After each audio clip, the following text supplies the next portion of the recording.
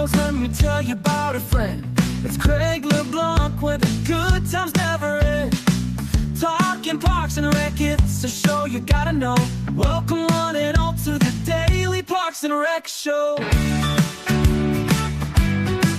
It's the Daily Parks and Rec Show. I learned this by studying Toyota as a company.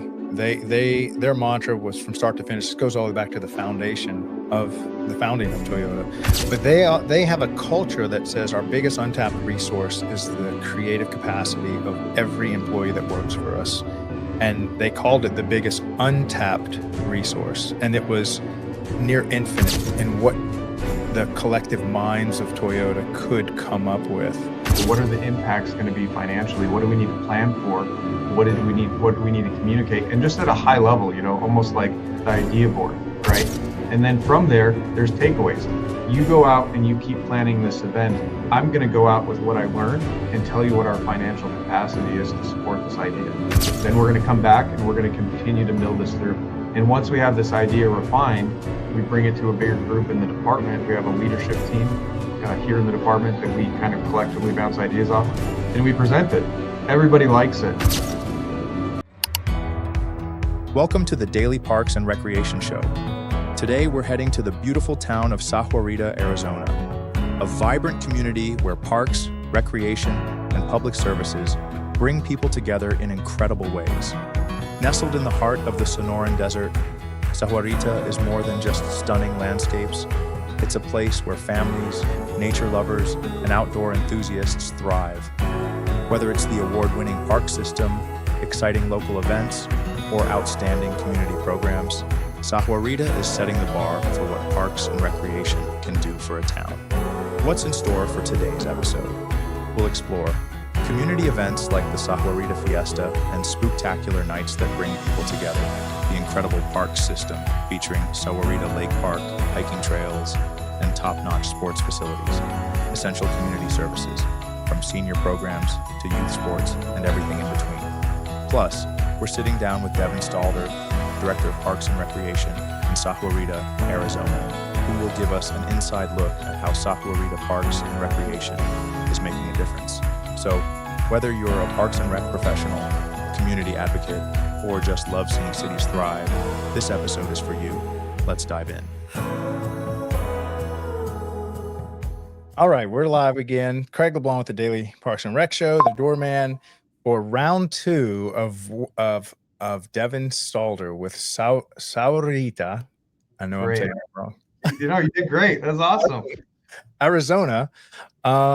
I wanted Devin to come on because there is a need I see in Parks and Rec that was highlighted by my conversation with him and my follow-on conversation with Jamie Subak, a legend that teaches on the topic we're going to talk about today, which is all about finances, sustainability, understanding the value. And when I say value, I mean the hard dollar value of what it is Parks and Rec manages, as in the properties. If you had to just put your Parks and Rec department up for sale for the free market, what would they pay? And then if you had to go repurchase it in a few months, what would you pay to get it all back?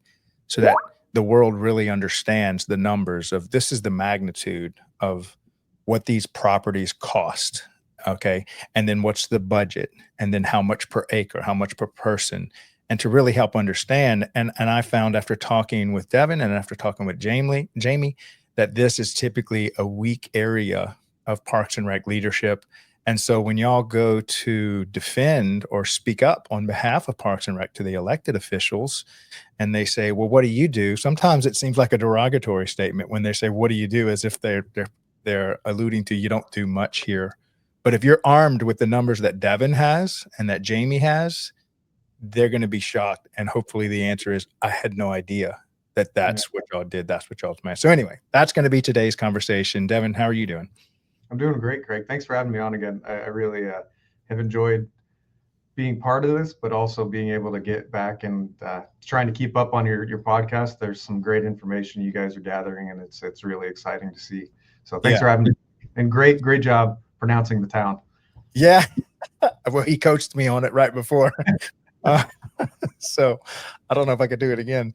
But yeah, one special thing about Devin is, as most people or a big chunk of people come into Parks and Rec with a different background than straight out of Parks and Rec after school care into a college degree for Parks and Rec, right into Parks and Rec, and then just rolled right on.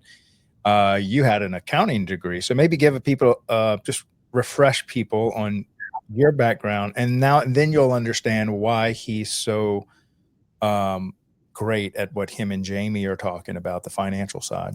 Yeah, well, thanks, Greg. Yeah, so I think we covered it in depth in our last show, but it was kind of an accident stumbling into Parks and Recreation. My degree's in accounting. And so I came into this world with a little bit of a different, just a different perspective. I think the beauty of working in Parks and Recreation is you cross paths with people from every walk of life, librarians to graphic designers to business administrators to straight Parks and Rec professionals with the degree. And then once in a while, you'll walk into and you'll cross path with a financial professional. And I think it's just a different perspective. And it's funny because we joke in the department about being Swiss cheese, where everybody has holes, but you layer enough up, you get a solid block of cheese, right? And I think that's the diversity in an organization can really be you're covering each other's weaknesses with your expertise. So it was a total accident. I think that's what we covered in the last show. It was an accident. I fell into Parks and Rec. I had a really good mentor who kind of convinced me that this was a better path, and it's just been awesome. And my perspective really is a data-driven approach to our decision making, and frankly, a lot of that comes from a desire to have a real intimate knowledge of your system, of your programmatic efforts, your community. And the data really gives you those insights, right? It's like being a doctor. Like we always joked about this in school for accounting, but it's the same in Parks and Rec. Is you as a professional become the doctor. You're reading the vital signs of your organization, right? So if something's going awry, you have the data. Those are high blood pressure, right? Like that's you being the doctor for your organization to be able to look at the data and say, hey, there's something going on, or there's something that we need to be looking at and changing as we move forward. And I think that just that perspective changes a little bit how we program, how we go about our day in and day out with our professional lives. Yeah, and so let me frame it for the listeners. You may have seen one of our more popular episodes was Gabby Vera. She grew up in downtown Miami area. Her single mom had out of necessity to grow up in after school care from early childhood. So it was literally what she calls a Parks and Rec rat, where this was her family, this was her life. She was all about it. So it's no shock that Gabby Vera has one of the best after school care programs, because she's pulling from a well that goes the depth all the way down to her childhood. And so who would you like to represent after school care as a voice that has a deep understanding? No shocker, Gabby might be one of the nation's best. In a very similar logic, accounting knowledge and wisdom and understanding, and understanding directors, Parks and Rec from a director level. The people that are most naturally going to gravitate to be able to speak at this at a high level are people just like Devin, because how many directors have an accounting background, gravitate to those numbers and understanding them? And so what we'd like to do is, with her and Jamie and others similar to Devin and Jamie, is to create content that understands both ecosystems or both industries at a deep level. The accounting mixed with Parks and Rec directors. And so that's kind of that's why I gravitated to both Devin and Jamie to cover this topic, because as Jamie points out, and she's got a whole company that consults agencies like this on this exact topic, because we know it's a weak area and we want everyone to be able to speak on behalf of their agency at the same high level as Devin and Jamie. And if you don't believe the level that Devin can speak on, watch when I ask some of these questions and how he's just got these numbers available. On the show prep call right before this, I asked him, I said, what would be the price if you just had to throw Parks and Rec up for sale? what would it be? And what'd you tell me? Tell us what you got as far as the data. Yeah. So again, we were talking about this pre-show. we kind of estimate our cost of development per acre, right? And we were talking in the show, the pre-show, that it really is depending on your programmatic effort. So an acre could be semi-low cost. It's not free, but it's semi-low cost with, a trails development, minimal installation paths, ramadas, maybe some services, restrooms, some trashes. Or we can go to the other end where we have, a highly programmed facility of space. And that's when we talk about really, state-of-the-art playground installations, splash pads. We can see ball fields, soccer fields, lights, a lot of electrical. And so when we look at the cost of per acre, it's in that ballpark of 600,000. That's kind of our average in the town of Saudita. But I've seen, and it's escalating with inflation, right? But it can be 300 to 600, sometimes even more per acre. But if we use the number of 600,000, our inventory that we oversee is 280 acres of parks with vary. So we're on that scale. We have some trails all the way up to highly developed. We're looking at, and we just did a quick calculation, about 168 million in parks assets that the town of Saudita oversees.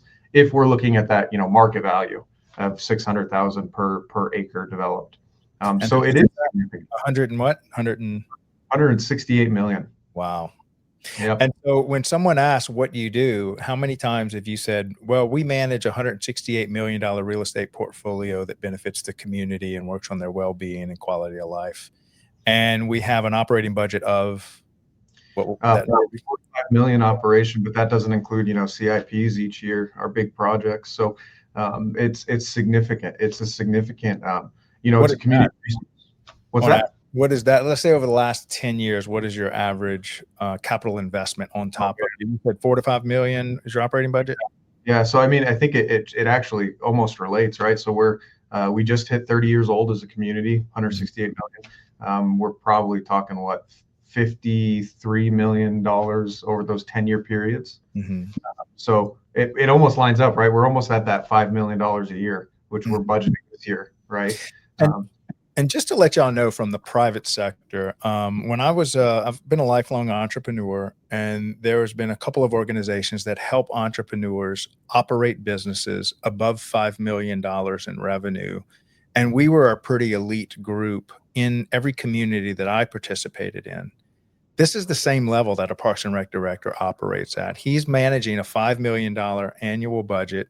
He has $120+ million in assets under management, and he's improving those assets at a pace of 5 million on average a year.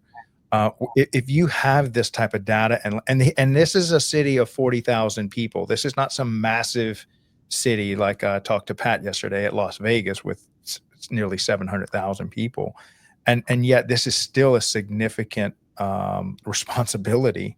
That if you can rattle off these numbers to elected officials, then your importance goes up, and they're able to relay those messages and numbers back. If you don't have them numbers, you can rest assured they don't have those numbers to defend why they're giving Parks and Rec so much money. That's why they lean on us, right? Like we've got to be able to interpret that data and communicate it to the decision makers, because we are decision makers in our organization, and we can make those positive recommendations. But ultimately, if we're working in municipal government, there's a town manager's office, city manager's office, and a council that you have to reply to.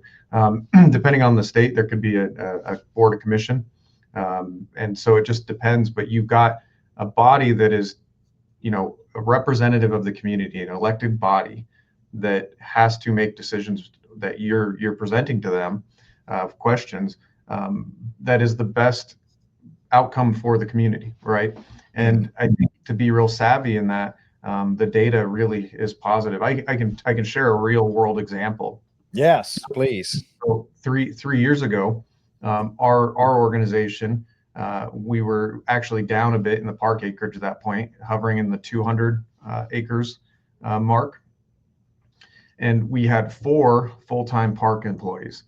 We were in a little bit of a weird space because we were contracting a lot of our landscape services out.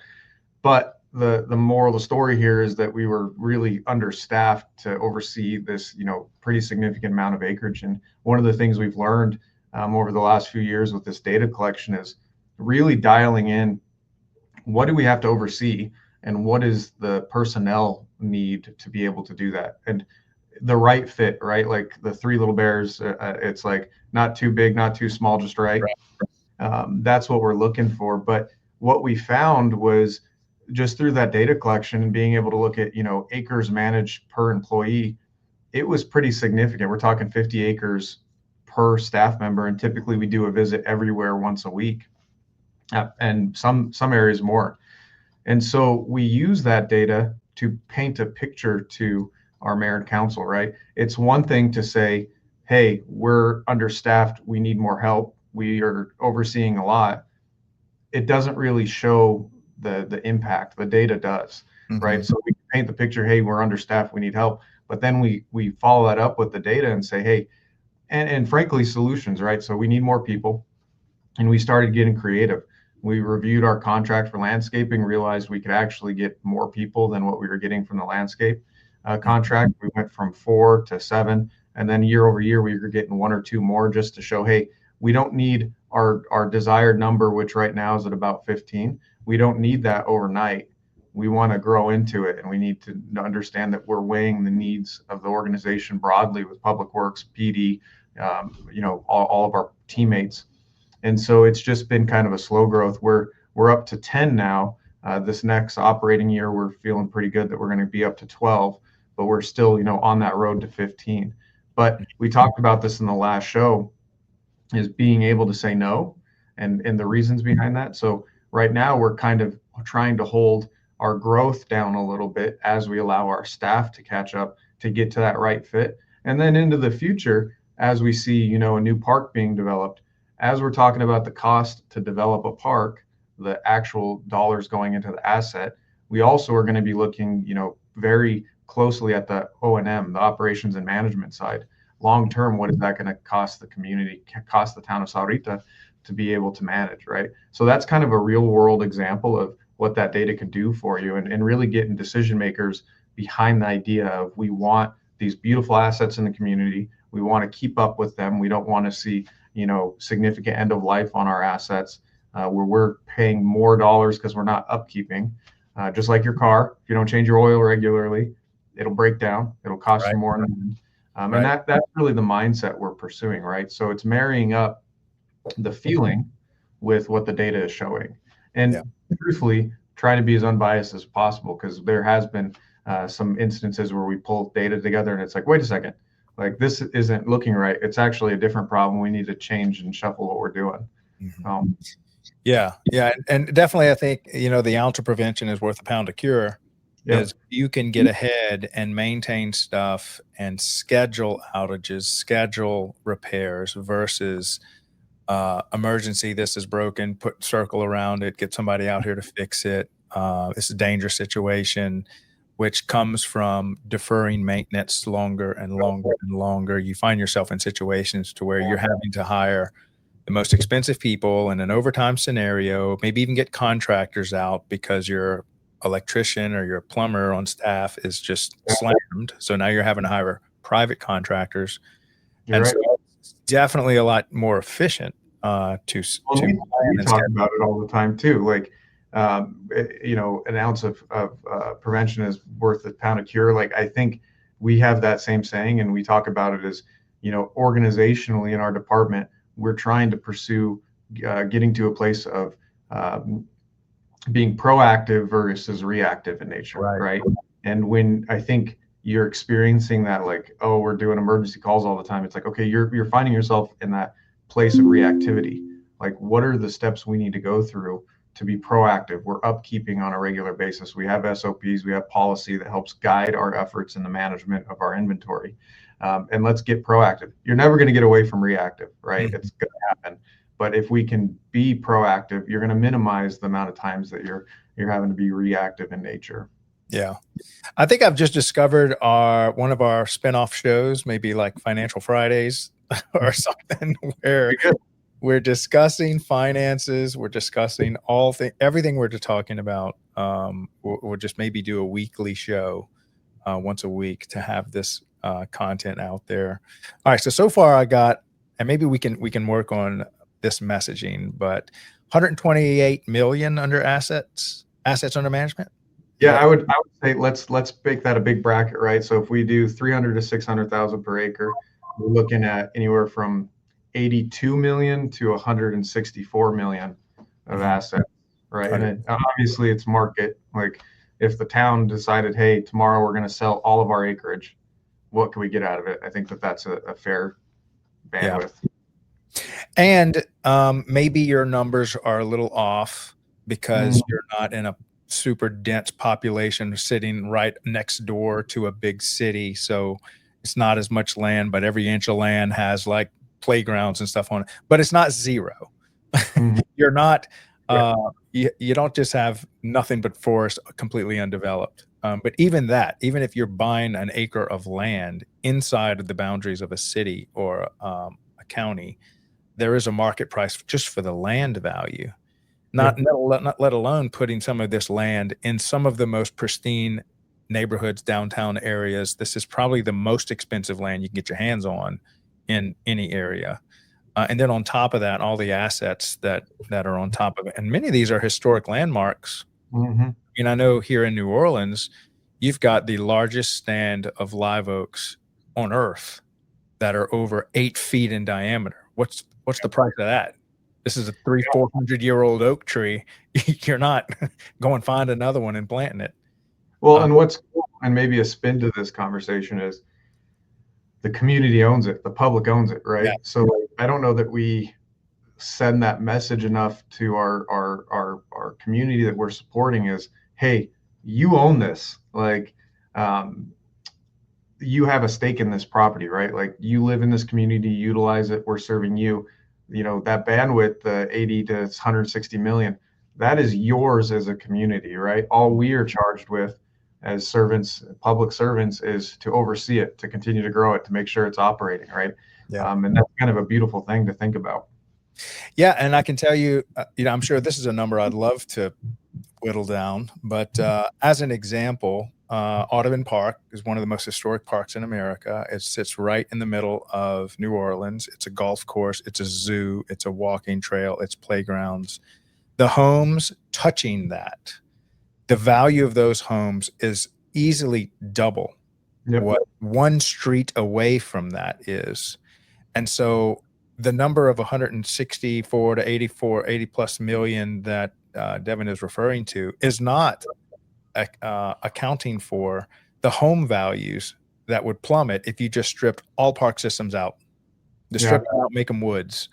So what is that number? The real estate portfolio of the city is impacted by the presence of the parks. Well, and that's a message, that I think we are starting to dip our toe into a bit Mhm. is the economic impact of infrastructure, not just Parks and Rec, but public works. And even, it's more of an asset, but it's the community policing, having a good, well-renowned police department. Mhm. Those services that a municipality offers to the community to support the community really can impact the property values, right? So when we look at just parks alone, our system and our Parks and Rec department, when we talk about, we kind of have three legs here in our department where it's parks, it's recreation, and we have big community events. But all of those things contribute to, the value of a property here in the community. And I think that, when we talk about public infrastructure, it's really to bolster the value of the community and not even just monetarily. We're talking about quality of life as well. Oh yeah. And it reminds me being able to rattle this stuff off quickly, top of mind, empowers you to be a resident professional that people will lean on. So if your elected officials are having a hard time defending your budget requests, but then they say, you know what, let me just grab Devin. He knows this stuff. I think if you hear him speak, you'll understand the importance of a healthy Parks and Rec system in our community. Come over here. And then you're able to just, I don't know if y'all have seen My Cousin Vinny a long time ago when they have, I forget that girl's name, Marissa something. They ask her to take the stage to, have you ever seen My Cousin Vinny? No, Oh, it's on my list. All right. Well, it's an old movie, and essentially I'll frame it for you. There's this, and this is a sales lesson that I was taught at a sales training seminar, at a relationship development seminar. And this Was is this Paul Rudd? what's that? Was it Paul Rudd? It was Joe Pesci. He was the main character. It's a comedy. Ralph Macchio, Marissa Tomei, a lot of really good actors. It's hysterical if you hadn't seen it. But anyway, the female actor grew up around mechanics. Her dad was a mechanic, uncle was a mechanic, all her brother was mechanics, and Joe Pesci's trying to pull her on stage to give it. She's like an expert witness, and they're like, "What does this female know about mechanics? She's never been a mechanic or whatever." And Joe's just like, "Why don't you test her knowledge?" And they ask her something that only a gearhead, grease monkey, kind of someone that knew super in-depth mechanics would possibly know, and try to trip her up. And the lesson here is she had what's called a speed roll. A speed roll is where you know a topic so well inside and out, relaxed, that it just rolls off the tongue at a high pitch with authority, with confidence, because you know your numbers, you know this topic. And then they realize, oh my gosh, I'm talking to a resident expert. And then you shift from just becoming part of the conversation to an expert in the conversation. So if you're talking to 10 people, let's say about a topic, let's say the golf is the topic, and y'all are just casual golf players, and then literally a champion, a coach that coaches champion, you don't realize they're also part of this conversation. And then they speak, and all of a sudden they rise in authority in that group of 10 people.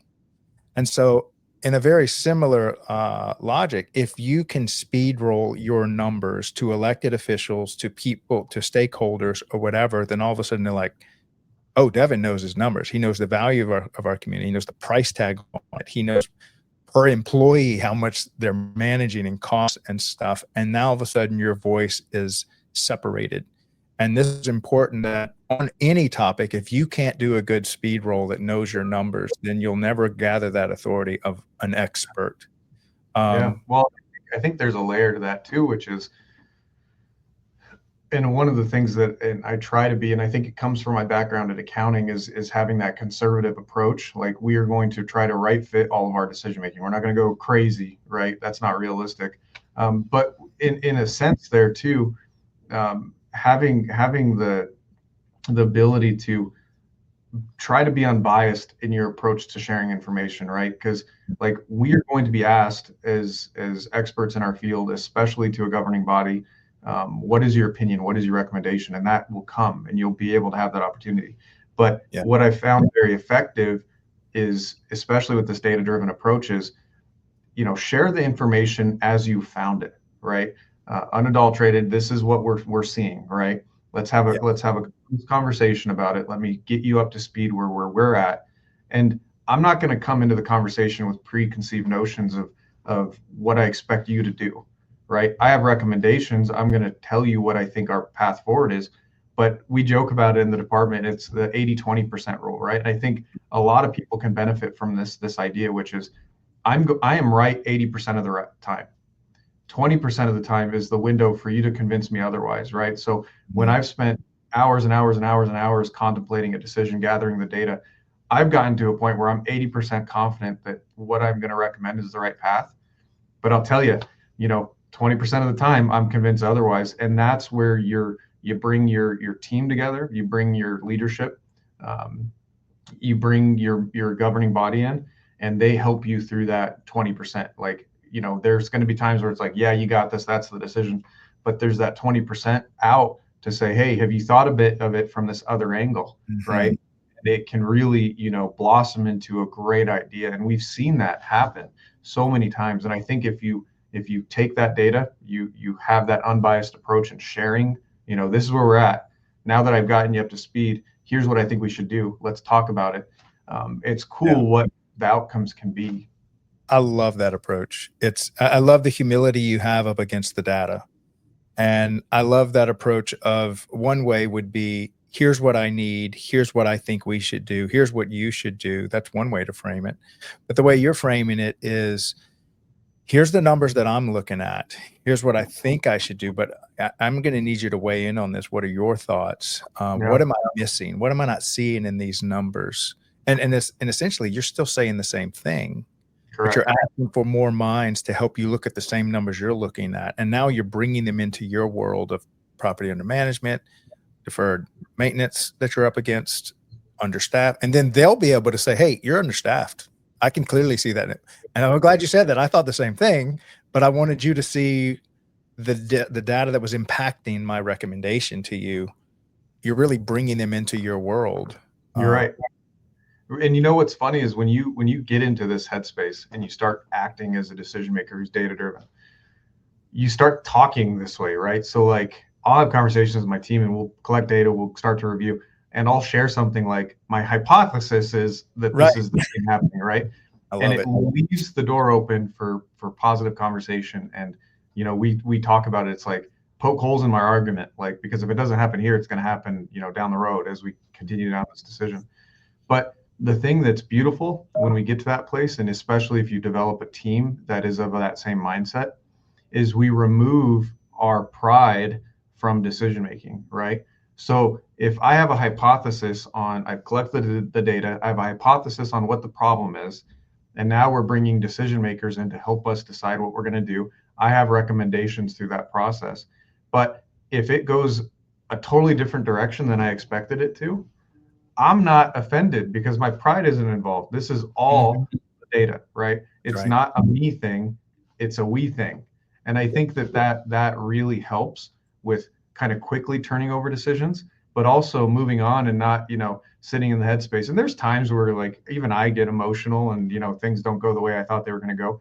But it's so easy to kind of go back and say, hey, well, actually, after we brought everybody together, we realized collectively that this other decision was best for the community or best for the department, best for the organization.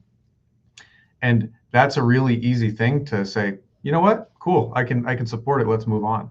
Right. Yeah. So there's some beauty in, you know, almost removing the emotional state from the decision making, like being able to talk data, being able to talk facts, being able to, you know, have that quick hallway pitch, but also, you know, when we talk about that reputation as well in an organization, being the person that, you know, you can be relied on, especially to your team, to know that, you know, they're going to give it to you straight.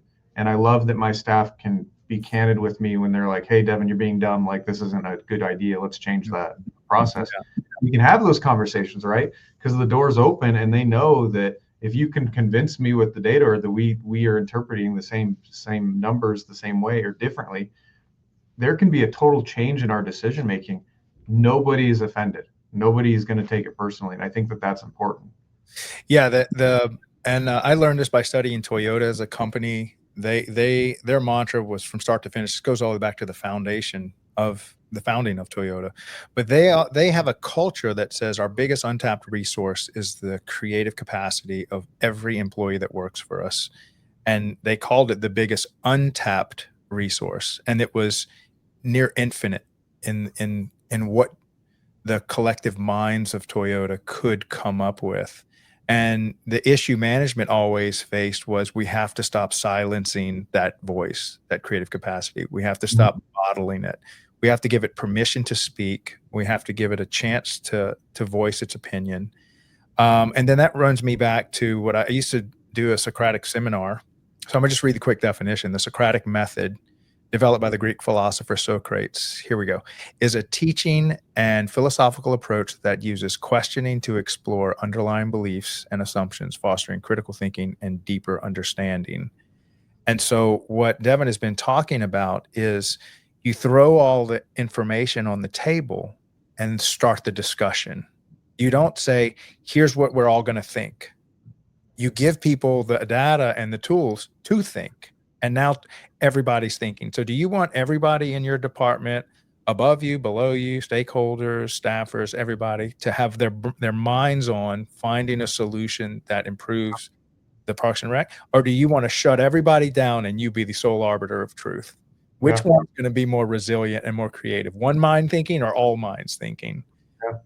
So maybe I can give you an example that in our department, how this plays out too, because you're getting me thinking.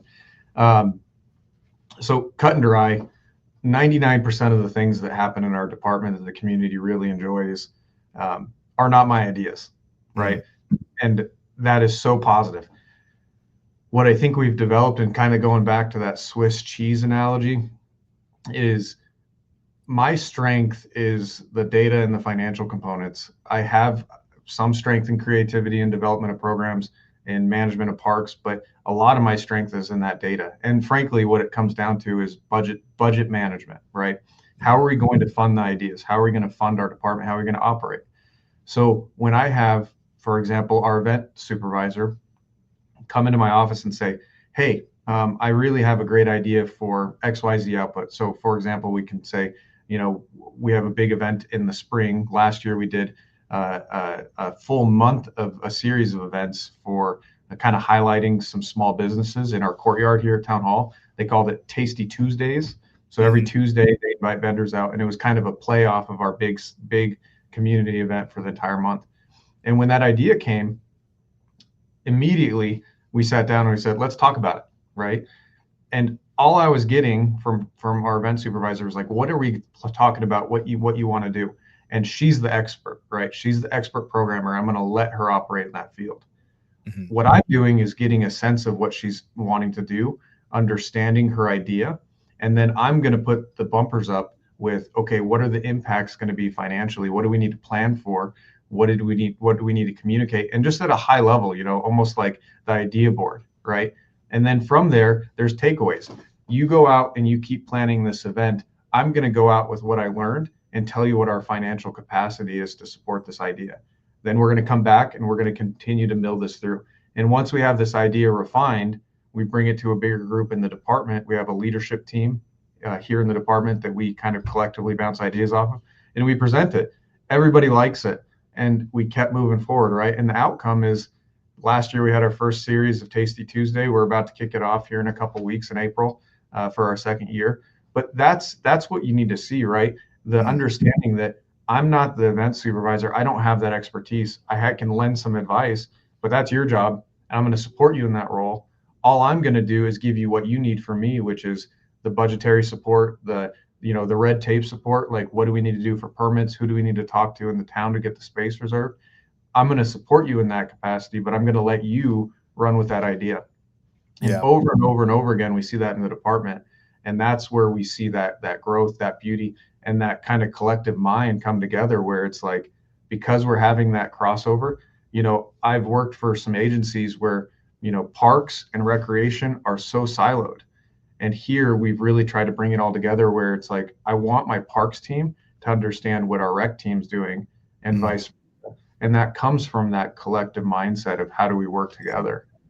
Yeah, the hive mind's always going to outperform the isolated mind, because there's no way one mind could have all the data. It's just impossible. You can't know everything that could be known inside of your department. And so that's why I think good leaders seek first to understand than to be understood. You see them speaking last, not first, because after everyone else has spoken, that leader is just gathering data, getting all the information, getting all the input, trying to see it from every angle that his team sees it at. And then he can contribute to the conversation, not dominate the conversation. So maybe speak more about on that topic. What seeking, because it sounds like you're seeking to understand before being understood. Correct. Yeah, and I think from the director seat, I think that's where the beauty comes in, is understanding like where my path ends and another begins. Like as a director, what is my position in the organization versus my parks manager, my recreation manager, my event supervisor, and having an understanding of they know what they're doing, right? And year over year, my goal and my responsibility is to take on the responsibilities of financially supporting their needs, their desires, their outputs, right? So as we have these collective conversations and we meet, once a week as a team to talk about what's happening and stay on top of our bigger processes, right? The red tape that we just can't avoid. Right now we're in budget build. I'm sure most municipalities are in the same position we are right now, but it becomes an easy process because we've been talking about the same thing year over year for the last 3 years. So when it's time to start to develop a budget to support the functions, there's already a healthy understanding of what the desires are. What are we maintaining? What are the new things? What are the things we're getting rid of, right? What is our new balance? And it's funny because we just did a presentation to our budget team a few weeks ago. And as we were building the presentation, we took the last year's presentation and we had these key objectives and what's on the horizon for the department. And it was funny because as our team was working on it, I said, guys, like, there's not much we're going to change here. And at first I was kind of like, well, shouldn't we change? And it's, as we started to talk about it more, it's like, well, no, we shouldn't, because we've been on the same path, the same mindset for 2 years in a row now. Like, we may have one thing that changes here and there, but we're not throwing the whole plan out. Like, we're still on this track, right? So I think that constant communication, and for my seat, being able to support those projects that we're just going to continue on, the objectives for meeting the needs of the community, for example. My job is to financially position the department to support the functions, right? So having that understanding of, hey, we have 2 playgrounds that we've got to make a decision in the next couple of years on what the replacement looks like, because we're getting to end of life. How much time can we get out of that? My parks expert, my parks manager can tell me, we got 2 years on this one, 3 years on this one. Okay, so this next year, we've got a budget, $40,000 for engineered wood fiber to buy us a year so that we can get that into our capital improvement plan for a replacement cycle, right? Yeah. That's the stuff that's my job, and the job of my parks manager is to tell me, this is the stuff that we need. This is what it's going to be on our timeline. And I'm working with him to put it into the budget and get our game plan sorted. Yeah. Let's talk about the word change. A lot of times we think change is good. But a lot of times it's wrong if it didn't fix the problem. So imagine you taking your car to a mechanic and they think they understand the problem. So they change a part. Turns out that wasn't the problem. And so you had change, but change didn't fix the problem. So the deeper understanding, the greater wisdom that you lever to recommend the change, the better chance you have at solving the problem. And so when change is an iteration or a calibration, a measurement of, this is where we were, this is the target, it takes understanding of where you are, what the target objective is, and we think this change is going to fix the problem, versus just swap out that part, see if that fixes it. And a lot of times that's what we do in life, not just in Parks and Rec. We swap out a part and we just hope and pray that that was the problem, but we really don't understand. We haven't discovered the problem. And that if you do this, what Devin does with his team, sometimes you don't even have to suggest the solution. It's obvious to everyone looking at it. And they state the solution and you're like, yep, I agree with that, versus cramming your solution down everybody's throat and you've got no buy-in. People are walking away feeling like they weren't heard and stuff. And so I love the way you're framing this around just presenting, letting everyone speak, and that way when you do change, it's effective change. It's not, well, that didn't affect the problem kind of change. Yeah. Well, and we stumble on happy accidents all the time, like, because we're watching the data so closely. And so I love that, happy accidents. Yeah, we talk about this change. So last fall, we had a delivery of compost for our overseeding in the fall that was contaminated with glass and nails and all this stuff. And we couldn't see it because it was all like dark black. We put it out on 11 sports fields, started getting complaints. Our parks team went out, picked up cups of glass, and we had to shut down essentially from it was kind of mid-October through first part of December. And we worked with a contractor that we bought the compost from. They came out, helped us clean, right? So we spent all this time cleaning the fields. The happy accident, the silver lining, was when we got them cleaned, we had missed our overseeding. So we didn't have green grass in our winter season. And so we were like, well, let's talk about that for a second, right? Did the users see any impact? And, we started talking with our sports groups and they were like, yeah, we didn't really care that it wasn't green. It was still playable as yellow. And we were looking at green grass from like November to February, right? So 4 months. We got curious from this accident and we started pulling the data and we found that, we were typically just in hard costs. So not labor of staff, just hard costs, between 40 and 50,000 a year we were spending to complete our overseed operations. Mm-hmm. And then it took up 2 to 3 weeks of our staff time to complete, right? Well, holy cow, our thinking caps are on, and we're like, well, can we reprioritize that money for something more important, something that the community would benefit from more significantly? And so now we're in our budget process, and we're actually going through, actually asking for us to be asking, can we reprioritize this money for something like another parks employee, right? Or can we reprogram it to another asset development in the parks inventory? And it's been really cool, because if we wouldn't have had that accident, taken a second to say, okay, we're after it's done, like, let's have that kind of debrief and figure out, what the outcomes can be.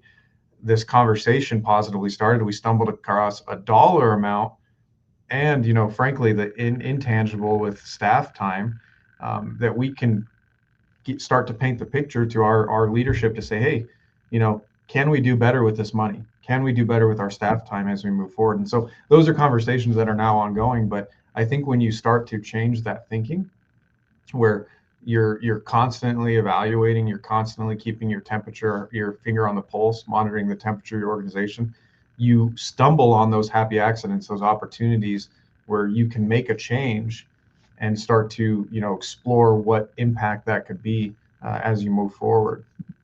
Yeah. And look, there is no budget on earth. There is no system on earth that is 100% perfect. There is always room for improvement. Everything you do is wrong. It's just a matter of how wrong. Are you 10% wrong? Or are you 90% wrong? But there's always room to say, how do we just, how can we become a little less wrong? We know we're wrong. Can we knock off 1% and maybe just move the needle 1% over time?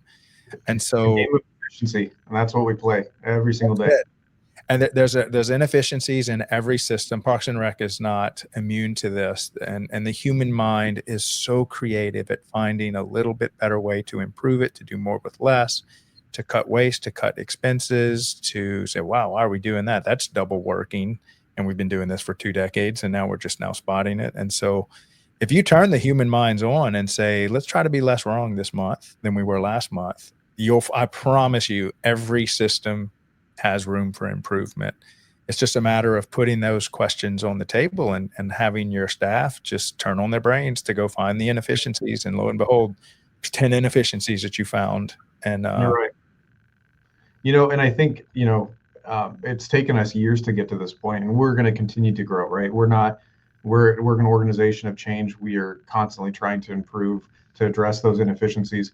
But over the last, 3 years, we've really changed the mindsets of the organization, right? So I think that's where it starts. You've got to create those safe places for open conversation, candid conversation. It's not anything personal, right? But I think you see it in some organizations where things have been the same forever and ever and ever.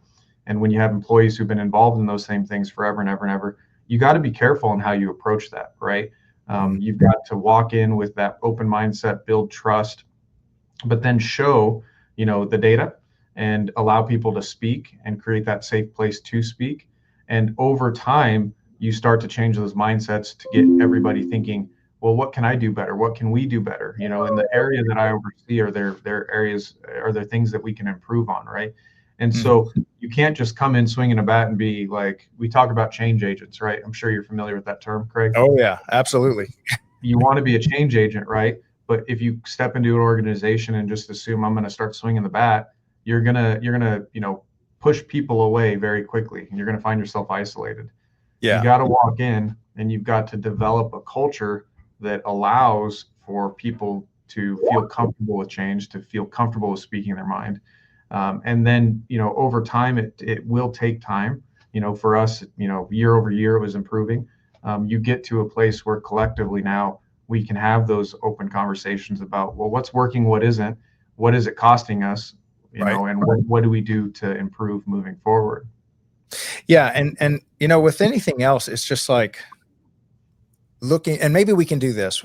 Let's maybe give some concrete ways that from this conversation, what are ways that we can improve? What are some takeaways that we can give to a director? If they had you just imagine you had Devin in your system for a week to just come and help you do an audit, look through things. What are some short putts that almost every, and I'll give you a great example. I was trying to find the guy who gave me this. It might have been, was it Joseph? Nick Smith. It was Nick Smith from Newaygo, I think Michigan or something. Okay, so here's a perfect takeaway for people to improve their system based off of everything we've been talking about. Multi-year contracts. He said he loves multi-year contracts. Yeah. And I can tell you as a former vendor, if any customer would have come to me and says, hey, I want to sign a 5-year contract with you, could I get a discount if I do that? I would have, let me tell you what that would have done for me.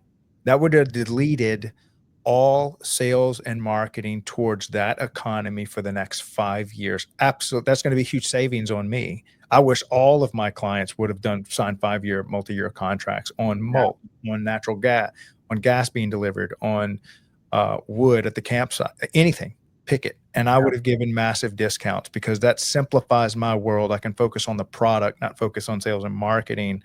So he saw this and went and signed multi-year contracts with everyone that he could. And got much, much better pricing. So there's one example of anything. Any others like that you can throw out? Well, let me expand on that, and I'll give you some of my takeaways too. So we did the same thing, and frankly, it wasn't just for the best pricing, but it was also impacting to the staff time, year over year, having to go out for a new RFP, RFQ, solicit bids. So like, there's some benefit for staff too, and we've done this pretty aggressively on our park side and our event side, where our servicers were pursuing 3 to 5 year contracts so that we don't have to think about it for 3 to 5 years, and we can get on a better rotating schedule for going back out for recontracting RFP, RFQ. But it's impacted staff time a lot. Like when we talk about an event, when we start talking about renting trash services, portable restrooms, carnival rides, drone shows, like the list is long. If we can do that, and we have that 3 to 5 times a year, if we can do that one time over the next 5 years, I've just bought a bunch of time for my staff back where they can focus their planning efforts, on an event or on a park service, right?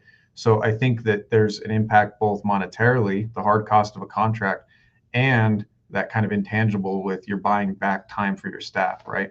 So when I stepped into this organization, I think I've done it a few times with other organizations. One of the first thing I think that is most important, it doesn't matter if you work for an agency for more than 10 years, like it doesn't matter how long you've been there. Like you can take this approach and almost use it as like let's start over, let's look at it a different way, right? Step in, get quiet. You have 2 ears and 1 mouth for a reason. Right. Listen. Yeah, get curious with your staff and talk to them and be candid, right? Like, don't commit to change. Don't make promises you can't keep, but listen in on what they're experiencing, right? And a great example, fairly quickly, we realized, listening, we were spending a ton of time field rentals, booking field rentals. So all we did was we heard the pressure that staff was feeling, and we looked at improving the system. Can we change, our policy and the way that our users are booking fields to improve the life of our coordinator, right? And so we revamped, we changed the process for booking. It made it more efficient, and we integrated our system to our lighting system. So our staff member wasn't having to do 2 of every booking, 1 for the field rental and 1 for the lights, right? And so I think if there's a takeaway is get curious, right? Listen to your staff. They're going to tell you, especially if you create that safe space, they're going to tell you what is going wrong or what is not working, what they need help with. And it's unbelievable to me how many times when we've had that conversation, it's led us down a path of change. And the outcome has been a longevity life improvement for our staff member. They're going to stick around longer because their life just got easier. We made a process simpler for them. And there's, majority of the time, a financial implication to the organization, right? So we've taken time exploring new software, exploring new processes, changing policy. And so many times that has resulted in an improvement to our operations, but also a financial implication where we could let go of, something we were paying for that really was, why are we doing it? or frankly, a revenue increase. Like we've improved a process so more people book into, a program. And now we're seeing more revenue come in from that. So I think if there's a takeaway is, you know, be quiet, go talk to your staff, let them talk, take notes, go back, digest it, and then start getting curious about the data. If a staff member is telling you, one of our takeaways was, I'm spending so much time booking fields. We stepped back, I pulled data from our system and found that we were in a fiscal year, 2 years ago, 3 years ago, booking 3,000 individual rentals, and that number over the last 2 years has crept up to just over 5,000 individual rentals. Somebody's doing that, right, on our team. And now I'm looking at that kind of being the doctor again as a KPI to say, shoot, we got to get on top of this, or that staff member is going to be overwhelmed. And if that happens, they're either going to be upset and leave, or two, our service is going to go down and the customer is not going to be satisfied with what they're seeing. And it's only going to be because we don't have enough time to dedicate to that process. So we make changes, right? We improve. And I think if you take that time to talk and take the time to digest it and see if you could pull data to see, is this accurate? Is it not accurate? And then go from there. You can be very successful in an organization and create big changes, right? It's like dropping a pebble in water. The ripple is so much broader than just what you see initially with impact. Yeah, absolutely. And just as an example, listening to that, I used to help find creative software problems, solutions to these type of problems. And I mean, how many times have you spoken to someone at Amazon? I've never spoken to anybody at Amazon, and they're delivering goods and services, and I'm picking them, and I never spoke with a person. And yet some of the older companies that I personally ran as a young man, you were talking to a human, you were dealing with a human showed up, human sent you a bill. None of that was automated. And that you've got lots of software options out there for efficiencies to where now you can just delete that seat. And now you can redeploy them doing things that are necessary to be customer client facing. You're absolutely right. And we're talking about that right now, right? So like, it's not a reality for us to get all the staff we want. Like the resources are finite, and we're also balancing our need in Parks and Rec with the rest of the organization. So if you can get real comfortable with that, the next solution is efficiency, right? Yep. And there may be a little bit of a financial impact. You need a budget for it if there's a new software or whatever it's going to be. But that, in a lot of ways, is a cheaper solution than just hiring a new member of your staff, right? So like if we can automate a process like field rentals, now I've freed up a bunch of time for my coordinator.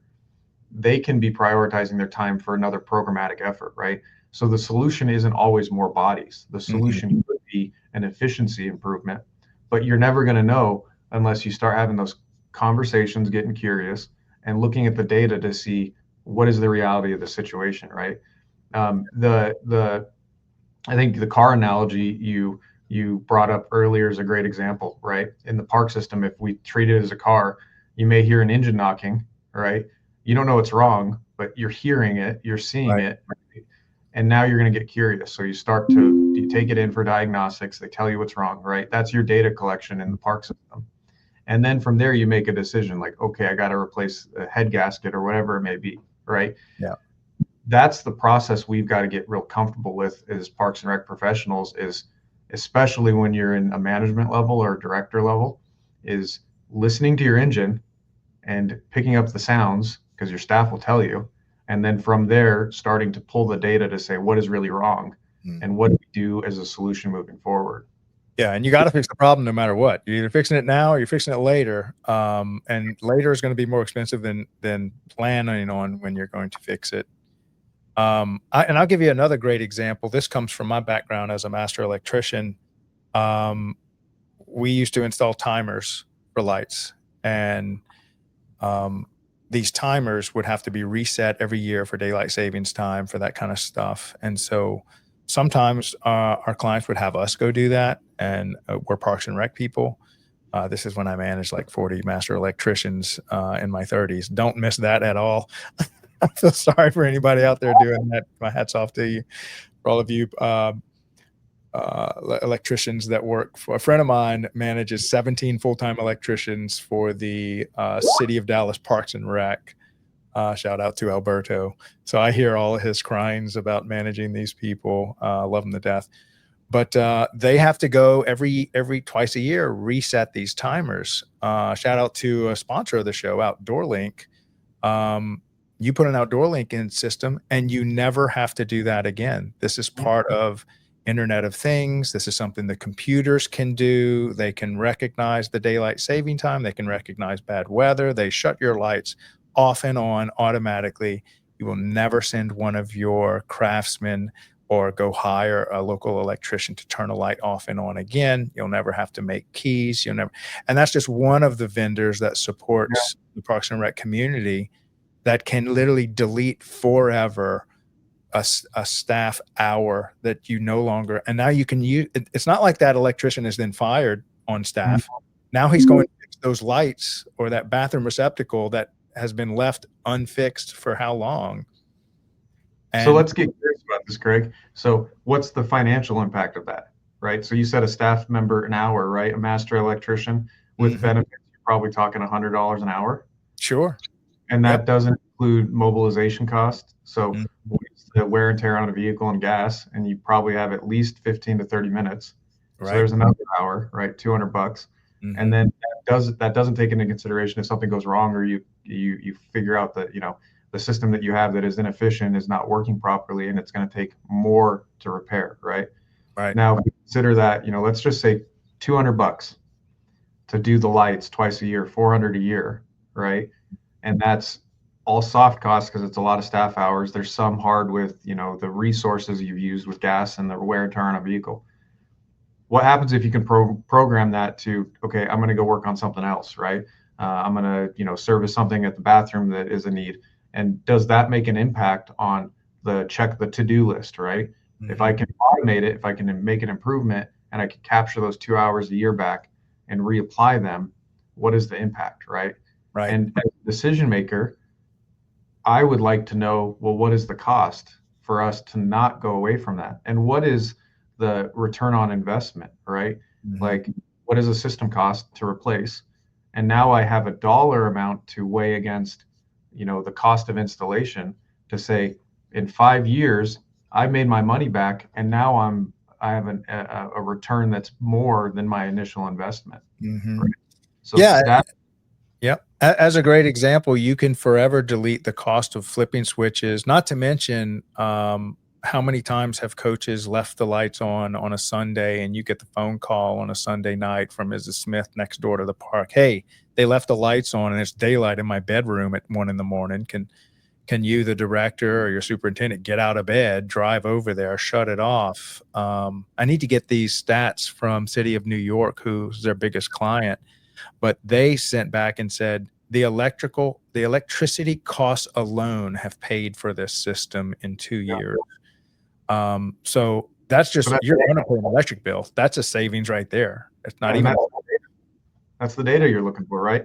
And I think as a public servant working in Parks and Rec, if you start getting curious this way, from like a data-driven and financial perspective, you'll quickly stumble on thing after thing after thing after thing after thing that it's like, oh, I can make an improvement here and here and here and here.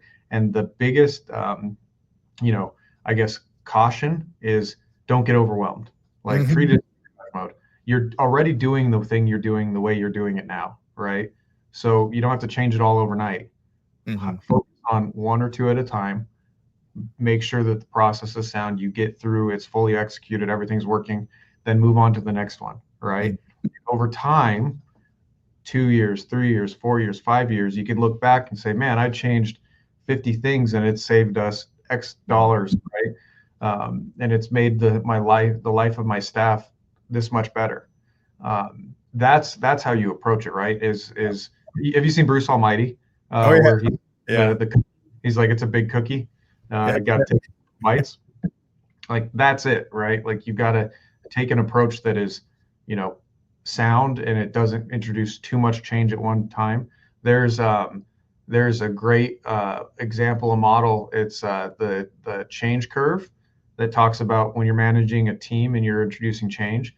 how do you monitor the health of your organization through that? Because if you introduce too much at any given time, everything tanks, right? It's got to be little over time, and over time your productivity goes up because you're managing it well. And so it's that's the cautionary tale, is just you're going to see a lot when you start getting curious like that. Yeah. Triage it, and little by little. Yeah, like what do I change first? How about let's start with the most obvious things. We can't, like, if you have a system that hasn't been audited or revisited in such a long time, there's so much evolutionary change that should have been happening this whole time. You finally show up ready to do this change. You can't fix 20 years worth of problems in 6 months.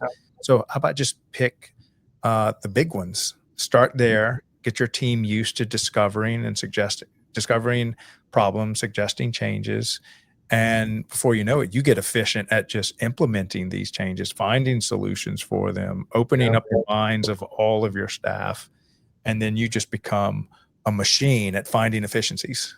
And sometimes that takes a year or two just to install that culture in your system. And that's why you have to be patient, right? And just know, like, stay on the path and stay positive, keep working forward. But, I think if I were to make a recommendation, as anybody starts to adventure down the data-driven approach and, being an agent of change and having a culture that supports change, and being curious, frankly, I think you start with your biggest asset, which we have a big asset in our park acreage. Like, obviously but that's a hard asset, right? It's something that's tangible. Our biggest asset ongoing is our staff, right? That's the number one asset our organization has. And so I think that if you think of it that way, like, what's the biggest piece of the pie? It's your staff. That's why I think you can get real curious with staff first and figure out what is, holding them back. Let's improve their operations. And then you almost work from the top down, and you see that trickle down effect, right? And I think that's where you start, and then you work from there. Yeah. Yeah. And you're right. And there is no staff that can't work with double, or actually there is no staff on earth that can't find a 10x improvement. And we can end with this. I can't believe we've already flown past the hour mark. So we gotta, but I'll end with this. The smarter you are, and this is an engineering problem, me coming from the engineering background, the smarter you are, the more likely it is you're going to try to improve something that doesn't even belong there, which means we're trying to do the wrong thing even faster. We're trying to dig the hole as fast as possible, not realizing we're digging a hole. So I would say first step is question, do we even need to be improving this? Should this thing just be deleted? Because in manufacturing and engineering, the best part is no part. The best process is no process. Take a 10-step process to an 8-step process, delete steps 4 and 7. Don't try to make 4 and 7 happen faster. First, ask yourself, do we even need this? Is this duplicative? Do we have 3 departments doing the same process over and over? And if you roll through your whole department start to finish with that, you're going to find out that there are 700 steps that need to be deleted agency-wide. Absolutely, and right.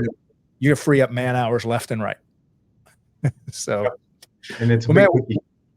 Oh yes, and it's a big cookie. So we need to do this again. I think what I want to do is try to pick a day of the week where we can have these conversations. And if you know of anybody, Devin, or if there's anybody listening that thinks a lot like Devin, that loves the numbers, that loves to present the numbers, like Jamie, let's maybe get together offline and just come up with a weekly content show where we can talk about this exact subject. It's so needed to talk about. I agree. Yeah. Maybe we can start really nerding out and do like a case study and review. We have a few. There's examples. That's it. Yes. And you know what a shame is that there are people out there like you that have done deep dives, and that every single department, every single agency in America could benefit from having exposure to what you found in your park system. And so wouldn't it be a shame if you found a way to increase all these efficiencies and then they were only applied in your department? That's it. I mean, well, I like to describe myself and our organization as a junkyard car. It's like we bit by bit put ourselves together, and it's like those pieces come from someone else.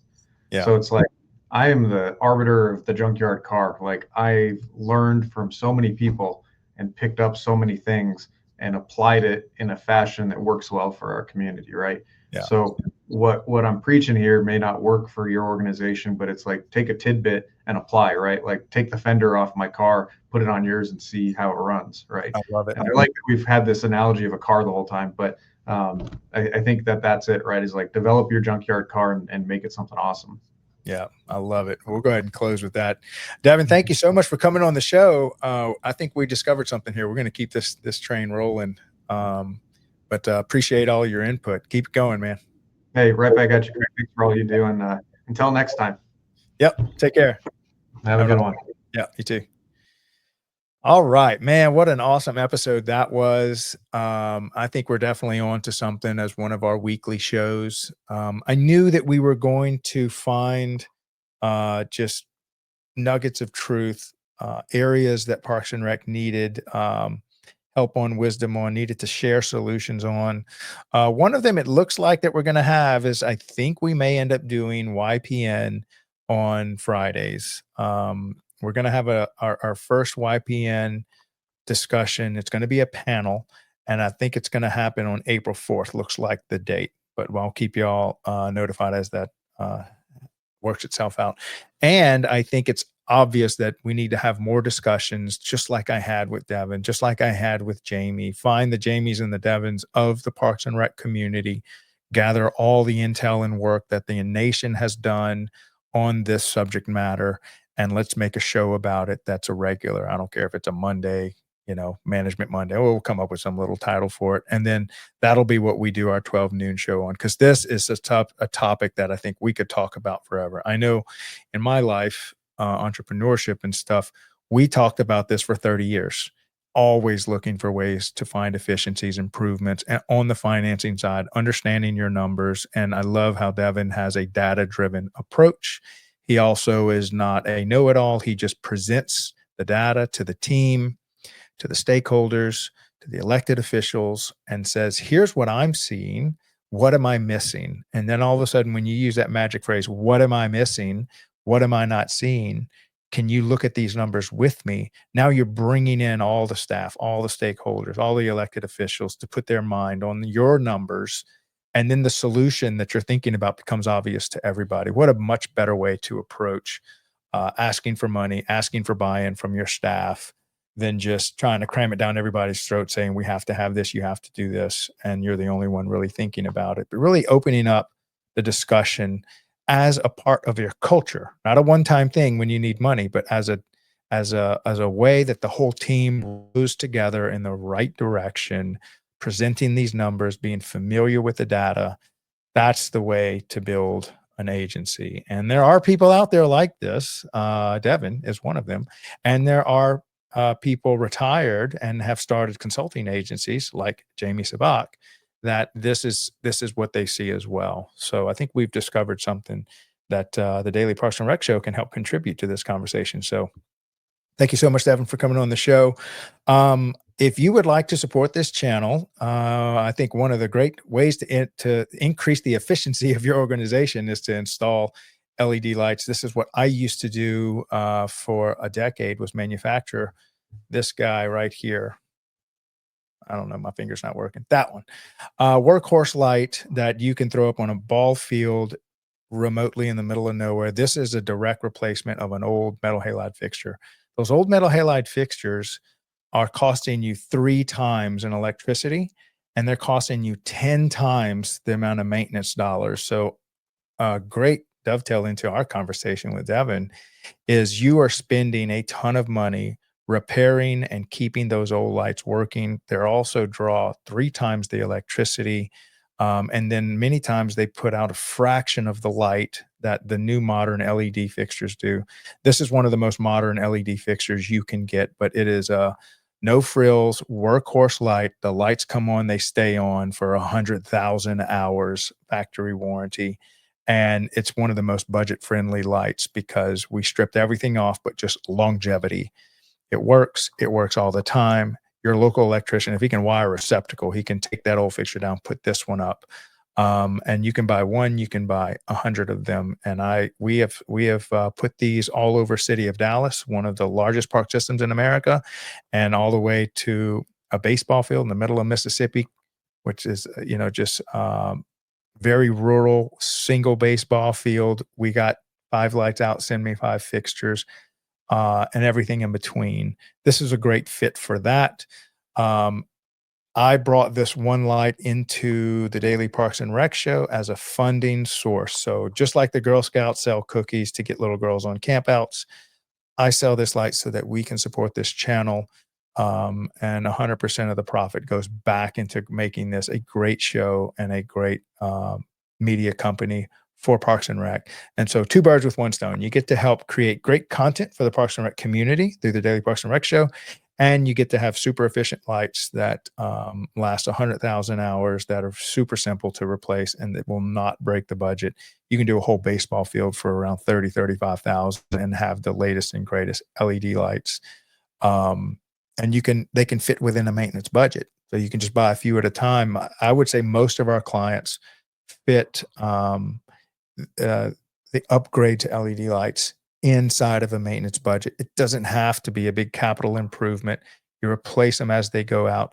We've also had entire fields bought for this kind of stuff. So whatever is fits your budget, fits your agency, and that's a way to support the Daily Parks and Rec show.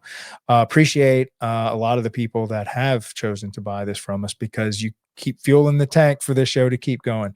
All right, so I requested today, actually, from, who was it? Garrett James has agreed to do a maintenance show with me, along with a bunch of other superintendents and people in maintenance.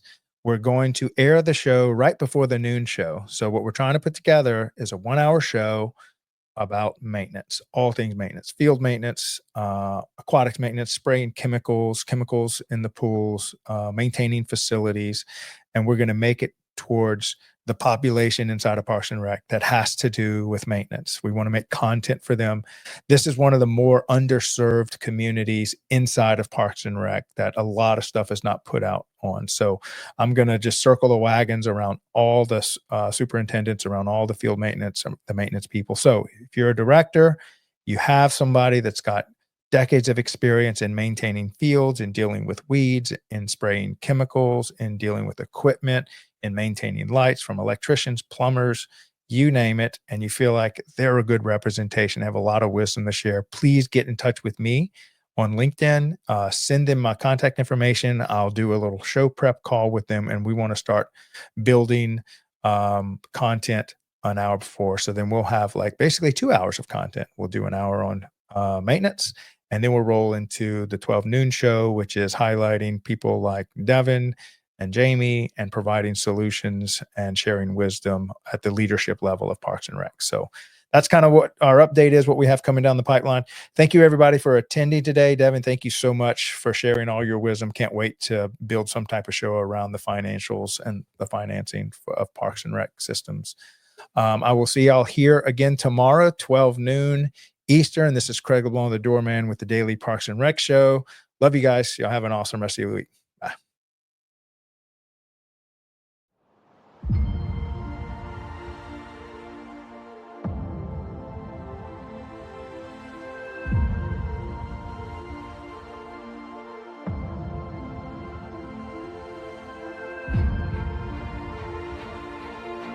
When you invest in our high-performance LED sports arena lights, you're not just upgrading your facilities, you're helping us illuminate the untold stories of parks and recreation communities. Every purchase directly supports the Daily Parks and Rec show, a media platform on a mission to celebrate the heart and soul of our local parks and programs. From after-school activities to summer leagues, these spaces shape lives, and their stories deserve to be told. Why your support matters. Capturing community impact.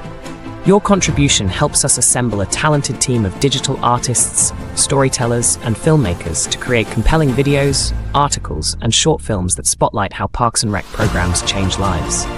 Sharing untold stories. From a child's first home run to lifelong friendships forged on the court, We'll document these priceless moments and share them with the world, inspiring the next generation. By highlighting the joy, inclusivity, and opportunities found in our parks, we foster a deeper appreciation for these vital community spaces. Light up arenas, brighten futures. Your choice to install LED sports arena lights isn't just a smart investment in energy efficiency and performance, it's an investment in stories that deserve to be told. Be part of the story. Take action today. Purchase LED sports arena lights and help us shine a spotlight on the heartwarming stories that define our parks and communities. Contact us now to learn more about our products and how your support fuels the daily Parks and Rec show.